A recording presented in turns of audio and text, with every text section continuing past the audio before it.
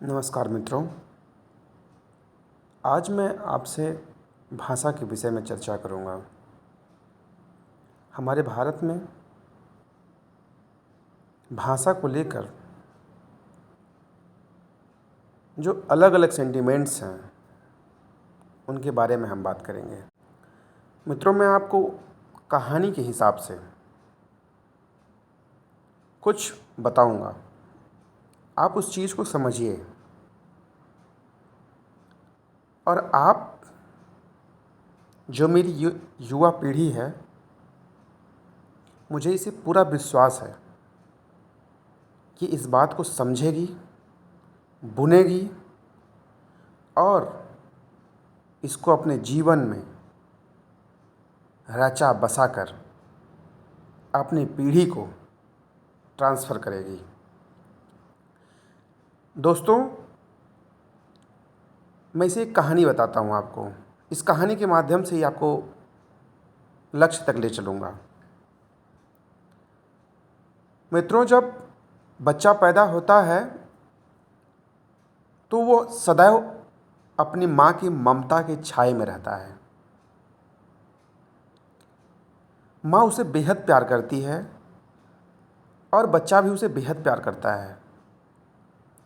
No doubt कि दोनों एक दूसरे के लिए एक जान होते हैं। जब वो बच्चा धीरे धीरे बड़ा होता है, पढ़ता लिखता है, उस माँ को खुश करने के लिए, उस माँ के भविष्य को बदलने के लिए वो कमाने निकलता है, नए रोजगार के लिए निकलता है, नए अवसर ढूंढता है कि कैसे हम अपनी परिस्थिति को बदल सकें, कैसे हम उस माँ के द्वारा जो पीड़ा सही गई है उस पीड़ा का सही मायने में अपने जीवन में हम प्रयोग कर सकें। जब वो बच्चा बाहर निकलता है, कमाता है, तो वहाँ दो कंडीशन आ सकती है। पहला, उसका प्रेम, उसकी संवेदना, उसकी अनुभूति जो है माँ के साथ जो जुड़ी हुई है, वो उसे पूरा करे, उसके साथ जुड़ा रहे और जुड़कर पूरे जीवन भर अपने तारतम्य में बैठाकर उस ममता के संगीत में गोता लगाता रहे। और दूसरा यह है कि वो उस माँ को भूल जाए। वो माँ जो उसकी सेवा की है, जिस ममता से उसको पाला है,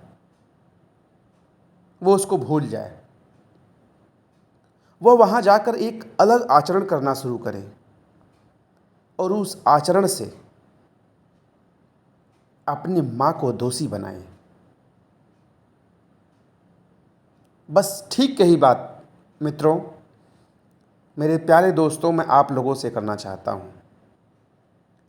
हम सभी अपनी मातृभाषा में पैदा होते हैं। मेरे माँ बाप अपनी क्षमता के अनुसार हम सभी को एक परिवेश देते हैं। हम सभी को ये सिखाते हैं कि हम कैसे आगे बढ़ सकते हैं, हम कैसे अपने भविष्य को बदल सकते हैं, हम कैसे इस अंधकार को दूर कर सकते हैं जो हमारे चारों तरफ व्याप्त है। मित्रों, सन 1835 की बात मैं करता हूँ, जिसे लॉर्ड मैकाले कहा जाता है। उसका नाम थॉमस बेबिंगटन मैकाले था। जब वो भारत आया तो सारे लोगों ने आपको बताया कि उसने एक सर्वे किया भारत में। यहाँ चल रही शिक्षा प्रणाली को उसने ध्वस्त कर दिया और उसने एक नई पद्धति लाई। वह पद्धति उनकी थी, इसलिए वो उनकी भाषा में थी। और हमारे यहाँ हमारी पद्धतियाँ उनके सामने टिकी नहीं और वो चरमरा गईं।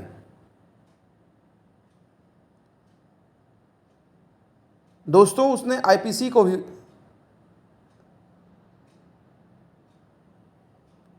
शिशु रूप में जन्म दिया था, जो आज हमारे यहाँ व्याप्त है। उसी के अनुसार फैसले होते हैं। दोस्तों, जब ये पद्धतियाँ हमारी टूटी, हम अंग्रेजी सीखे। हमने अंग्रेजी इसलिए नहीं सीखी, हमने वो पद्धतियाँ इसलिए नहीं तोड़ी थी, हमने पद्धतियाँ इसलिए तोड़ी थी कि वह समय जिस चीज़ की मांग कर रहा था, उस समय भविष्य को हमारे बदलने के लिए उस चीज़ की ज़रूरत थी। हमारे धर्म में बहुत अधिक कुरीतियाँ व्याप्त हो गई थीं, जिन्हें समझाने के लिए विवश होकर स्वामी विवेकानंद जैसे परम पता नहीं कितनी महान व्यक्तियाँ, राजा राम मोहन राय, बाल गंगाधर तिलक, ईश्वर चंद्र विद्यासागर जैसे महान लोगों को, जिनके खिलाफ यही आवाम एक बार विद्यासागर जी का बहिष्कार तक कर दिया था। दोस्तों, हम उस समय उनकी पद्धतियों से उस आधुनिकता की लड़ाई में शामिल होने के लिए, दक्ष होने के लिए हमें उस चीज़ की ज़रूरत थी और ज़रूरत समझी गई, इसलिए उसे बहुत आराम से आने दिया गया। हमारे यहाँ हमारे लोग, मैं अपमान नहीं कर रहा हूँ, हमारे लोग विधवा विवाह, सती प्रथा, बाल विवाह जैसी चीज़ों को नहीं रोक पा रहे थे। चीज़ें हमारी थीं, हमने उसे थोपा था, लेकिन हम खुद उसे रोकने में अक्षम थे। उस समय ये पद्धतियाँ जब आईं, वो व्यवस्था आई, लोग जागरूक हुए, लोगों ने उसे तोड़ा, लोग उससे आगे बढ़े, लोगों ने अपने निर्णय, स्वयं के निर्णय स्वयं से लेना प्रारंभ किया। लेकिन दोस्तों, हम एक चीज़ उसमें भूल गए। हमारे यहाँ जितने भी समाज में बातें चल रही हैं, वो हमेशा केवल यही कोसी जा रही हैं, इंग्लिश इंग्लिश इंग्लिश। एक भाषा को, मैं उस भाषा को किसी भी तरीके से कतई बुरा नहीं मानता हूँ। वह आज भाषा आपको यह सिखा रही है कि भारत का आदमी इंग्लैंड से कैसे बात कर सकता है, भारत का आदमी अमेरिका कैसे बात कर सकता है, वो पूरे भारत का भ्रमण कर सकता है। उसकी गलती नहीं है, गलती हमारी पद्धति की है। हमने भारत में भारत की जीवंतता को खो दिया है। हमने अपनी पद्धति में परिवर्तन नहीं किया, हमने केवल इंग्लिश पे जोड़ दिया है। हमें जो सीखना चाहिए था, जिन पद्धतियों को सीखना चाहिए था, जिस संवेदना को सीखना चाहिए था, जिस अनुभूति मानवतावाद को सीखना चाहिए था, उसको हमने नहीं सीखा। उसकी जगह हम केवल एक भाषा को कोसते रहे, उस भाषा को कोसते रहे जो भाषा आज हमको एक दूसरे से कनेक्ट करके आज चंद्रयान हमारा काम सफल करा रही है, दुनिया भर के वैज्ञानिक शोध करा रही है, दुनिया भर की चीज़ों को आगे लेकर जाके हमको अच्छे नए बड़े पावदान पे ले जाके पहुंचा रही है। अब हमें ग्लोबलाइजेशन के मोड़ पे ले जाके खड़ी की है ऐसी भाषा। अब फिर हम अगर उसको कोस कर हम पीछे होते हैं तो हम किस गर्त में जाके गिरेंगे, इसका कोई अंदाज़ा नहीं है। हमें एक नई सुधार के लिए फिर से पीछे मुड़ना होगा हमको। इसलिए मेरे मित्रों, आप उनको समझिए कि बड़ी बड़ी जनसंख्या जो भारत की है वो एक तरफ इंग्लिश की तरफ मुड़ चुकी है। हमारे सारे बच्चे लगभग इंग्लिश मीडियम की तरफ पहुंच चुके हैं। अगर हम आज अपनी स्थानीय भाषा की बात करते हैं तो वो हमारी माँ है, उसमें हमारी संवेदना है, वो हमारी अनुभूति है, वो हमारी गरिमा है, वो प्राइड है हमारी। हम उसे कैसे भूलेंगे? तो मैंने जो कहानी बताई आपको, अपने माँ के साथ रहकर अपनी संवेदना सीखनी है, अपनी अनुभूति सीखनी है। किंतु रोजगार के लिए, उस भविष्य को बदलने के लिए हमें आगे भी निकलना है। हमें इस राष्ट्र को आगे ले चलना है, इस राष्ट्र को भारत माँ को मुझे आगे ले चलना है। मित्रों, ये सारा दारोमदार हम सभी नवयुवकों के ऊपर है। ये युवा अपने बुजुर्गों से उस संवेदना को ग्रहण करें, उस अनुभूति को ग्रहण करें, उस गरिमा को ग्रहण करे, उस स्वतंत्रता संग्राम सेनानियों के सपनों को ग्रहण करे जो सपने आज भारत को बनाने के लिए खुद की बलिदानी दे दिए थे। उस बलिदानी को हमें याद करना होगा। वो खुद अंग्रेजी सीखे। क्यों अंग्रेजी सीखा उन्होंने? जिससे वो दूसरे देशों के बारे में कुछ न कुछ जान सके, उनकी मंशा को समझ सकें। हम अंग्रेजी नहीं जानेंगे तो यूरोप क्या करेगा मेरे लिए, मुझे कैसे पता चलेगा? एक आम आदमी को क्या पता चलेगा कि सामने वाला क्या निर्णय ले रहा है उसके विषय में? एक उस व्यक्ति को जो जज बोल रहा है, वकील बात कर रहा है, उस व्यक्ति को पता नहीं है उस भाषा में, अगर वो सीख जाए तो क्या दिक्कत है हमें? उस वकील को, उस जज को बदलना मुश्किल है क्योंकि उसने पूरी पढ़ाई अंग्रेजी में की है। इसलिए मैं उनका पैरोकार नहीं हूं। मैं ऐसा कुछ नहीं कह रहा हूं कि जिससे किसी भी व्यक्ति को किसी भी प्रकार की किसी भी तरीके से कोई क्षति हो। मेरे कहने का मतलब एकदम सिंपल सा है कि मैं पहली कहानी पे जाता हूं। मैं मैकाले को दोष नहीं दे रहा हूं। मैं मैकाले से उसने शिक्षा पद्धति को जब हटाया उसने, तो उस समय की उसकी मांग थी, मैकाले की मांग थी। मैकाले के हिसाब से उसे भारत को तैयार करना था। और भारत के लोग जो उस समय बुद्धिजीवी थे, उन्होंने इसलिए नहीं रोका क्योंकि उन्हें पता था कि भारत के हर एक जच्चा बच्चा को पता होना चाहिए कि भारत के द्वारा भारत के लिए जो निर्णय लिए जा रहे हैं वो किस लिए हैं, उसका क्या अर्थ है, उसको वो समझ सकें। भारत का एक आम व्यक्ति भी उसको समझ सके कि जो दूसरे देश के लोग उसके ऊपर निर्णय ले रहे हैं, फैसले ले रहे हैं। इसलिए उन बुद्धिजीवियों ने अपने आप को रोका था। वो खुद को झोंके थे। वो कौन सी भाषा नहीं जानते थे? अरबी जानते थे, फारसी जानते थे, जर्मन जानते थे, फ्रेंच जानते थे, अंग्रेजी भी जानी। उन्होंने अंग्रेजी को क्यों अपना लिया? इस वजह से हमें जानना है। हम जितनी अधिक से अधिक भाषाएं जान सकते हैं, हमें उन भाषाओं को जानना चाहिए, लेकिन अपनी पद्धति को नहीं बदलना चाहिए। हम जब स्कूल में पहुंचते हैं तो भारत माँ की संवेदना पहुंचनी चाहिए वहाँ, हमारे अंदर मानवता पहुंचनी चाहिए, वहाँ पे हमारी एक दूसरे की अनुभूति पहुंचनी चाहिए, एम्पैथी एंड सिंपैथी पहुंचनी चाहिए, जिसकी हमें ज़रूरत है। बिकॉज हम इंसान हैं, हम कोई मशीन नहीं हैं। यदि हम अपनी कल्पना अगर दूसरे मशीनों से करना शुरू करेंगे, एक ऐसे संसार से करना शुरू करेंगे जिसमें संवेदना नाम की चीज़ नहीं है, अनुभूति नहीं है, हम अकेले घुट घुट के मर जाएंगे। ऐसा बहुत सारे परिवारों में हो रहा है, बहुत सारे मजहबों में हो रहा है, बहुत सारे गांव, गलियों, शहरों, राष्ट्रों में हो रहा है। बहुत सारे ऐसे परिवार आपको शहर में देखने को मिलेंगे जिनको डायबिटीज़ हो गया है, कैंसर हो रहा है, दुनिया भर की बीमारियां हो रही हैं, उनको पूछने वाला कोई नहीं है। क्यों नहीं है मित्रों? क्योंकि उनके पास पैसा तो बहुत है। चूंकि क्यों ऐसा नहीं हो रहा है? पैसे ने संवेदना नहीं दी है। जिस पद्धति को आपने पढ़ा उसने संवेदना नहीं दी है। उस समय स्वामी विवेकानंद अंग्रेजी बोलते थे, क्या वो संवेदना नहीं जानते थे? उस भारत माँ की पीड़ा को नहीं समझ रहे थे? वो बंगला क्यों नहीं जाके बोले? वो आज नरेंद्र मोदी जी प्रधानमंत्री हैं, वो हिंदी बोलते हैं, गुजराती बोलते हैं, इंग्लिश बोलते हैं। जिस राष्ट्र में जा रहे हैं थोड़ी मोड़ी वहाँ की भाषा बोलते हैं, जिस राज्य में पहुँच रहे हैं वहाँ की स्थानीय भाषा बोल रहे हैं। क्यों बोलते हैं?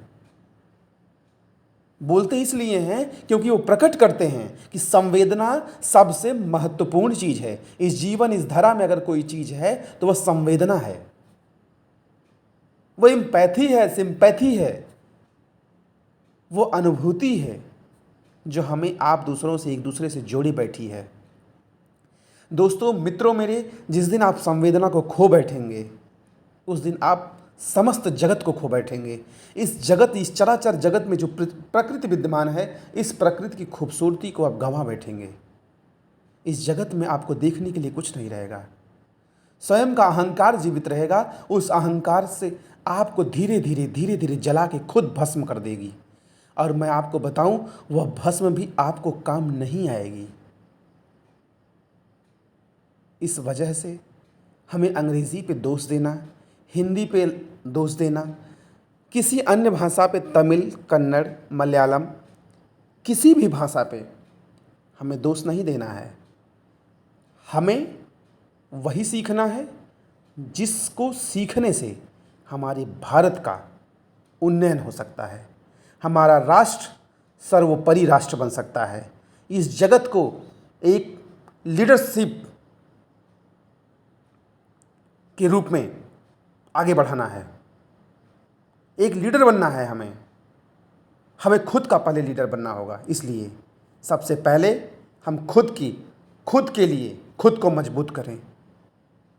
स्वयं को मजबूत करने के लिए आप भाषाओं को सीखिए, संवेदना सीखिए, भारत की संस्कार प्रणाली को सीखिए, जिस संस्कार प्रणाली ने आपको जीवंत बनाए रखा है। आज इस पूरे जगत में सबसे अलग छवि के रूप में आपको बिखेरा है। कौन सा ऐसा राष्ट्र है बताइए जितनी संवेदना भारत लेके बैठा है? ऐसा कोई राष्ट्र बता दीजिए मुझे। ऐसा कोई पूरी जगत, पूरे संसार में राष्ट्र नहीं है जितनी संवेदनाएं लेके बैठा है। उसको पता है कि हम बम फोड़ेंगे तो जैसे हम हैं वैसे वहाँ बहुत सारे निर्दोष लोग मारे जाएंगे, जिनका इसमें किसी रत्ती मात्र का कोई दोष नहीं है। यह हमारी संवेदना नहीं तो और क्या है? यह हमारे राष्ट्र की खूबसूरती नहीं तो क्या है? क्या जो बैठे हुए हमारे सचिव हैं सेक्रेटरीट में, वहाँ काम कर रहे हैं जो अंग्रेजी भाषा में, वो क्या बम फोड़ दे रहे हैं? वो बहुत अच्छे तरीके से संवेदना को समझ रहे हैं। बहुत अच्छी अच्छी पुस्तकें अंग्रेजी में लिख रहे हैं जो संवेदना और अनुभूति, एम्पैथी, सिंपैथी को दिखा रही हैं, मानवतावाद को आगे ले चल रही हैं, मानवतावाद की पक्षधर हैं। वो कहाँ से सीखे? यहाँ अंग्रेज आए, उन्होंने यहाँ की संवेदना को जाना, उन्होंने वो समझे कि यहाँ की संवेदना इतनी मजबूत है, इस संवेदना पर कुठाराघात किया जाए, नहीं तो इस संवेदना हमें खा ले जाएगी। यूरोप को इस बात का डर था, इस वजह से उसने हमारी पद्धति को बदल दी। इस वजह से हम आपसे कह रहे हैं इस पद्धति को नहीं बदलने देना है। हम स्कूल में नहीं पढ़ाया जाता, हम खुद से पढ़ेंगे। उन माँ बाप से मेरा रिक्वेस्ट है, वो बच्चे जो भी वो कहानियाँ सुने हैं, जो भी जीवंतता है, सत्यता है, अब मैं जुड़ रहा हूँ आपसे, मैं आपको सारे धीरे धीरे करके आपको वैज्ञानिक तर्कों के साथ चीज़ें बताता चलूँगा। और इस राष्ट्र को, इस देश को, इस धरा को आगे ले चलना है। हमें एक मिथ से आगे निकलना है और अपनी माँ से प्रेम करते हुए इस स्तंभ को खड़ा करना है कि वो स्तंभ मिसाल बने। आप ऐसा सुनते हैं कि वो अच्छा आदमी है, कहीं जाते हैं, पर्यटक स्थल पे जाते हैं, वहाँ का एक आदमी जो आपको टूरिस्टर होता है, टूरिस्ट गाइड करने के लिए होता है, टूरिस्टिंग के लिए, तो वो क्या करता है? जो टूरिस्ट गाइड होता है वो कई भाषाएं जानता है, आपको दिखाता है, आपको उस स्मारक के साथ संवेदना को दिखाता है, समझाता है कि यह लाल किला है, यह ताजमहल है, यह राजराजेश्वर का मंदिर बनाया हुआ मंदिर है, यह जगन्नाथपुरी है, यह महाकाल काशी विश्वनाथ जी का मंदिर है। उसके साथ आपके तारतम्य को जोड़ता है। कैसे? भाषा से। उस भाषा से जिस भाषा के बारे में आपको जानकारी नहीं है, वह आपकी भाषा में आपको बताता है, समझाता है। क्या उसकी संवेदना मर गई है? क्या वो नहीं जान रहा है? वो जान रहा है, सब कुछ जानता है वो। इस वजह से मेरे मित्रों, मेरे दोस्त, आप चाहे जो भी भाषा पढ़ रहे हैं, जो भी कर रहे हैं, चाहे जहाँ भी हैं, अपने आसपास के लोगों से प्रेम करिए। वो आपके लोग हैं, वो आपके भारत के लोग हैं। हमें आपको उस परिवेश को आज़ाद कराने के लिए किसी ने भेदभाव नहीं किया है। समान रूप से लोगों ने अपनी बलिदानियाँ दी हैं। उन्होंने ऐसा नहीं कहा कि इस जाति वर्ण के लिए, इस वर्ण के लिए, इस वर्ण के लिए हम कुर्बानी दे रहे हैं। उन्होंने भारत के लिए कुर्बानी दिया है। इसलिए हमें सार्थक बनाना है उनकी कुर्बानी को, और हम सबको 140 करोड़ लोगों को मिलकर इस राष्ट्र को आगे ले चलना है।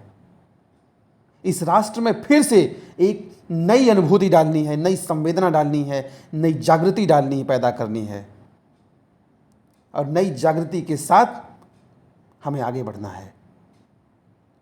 जय हिंद, जय भारत मेरे दोस्तों।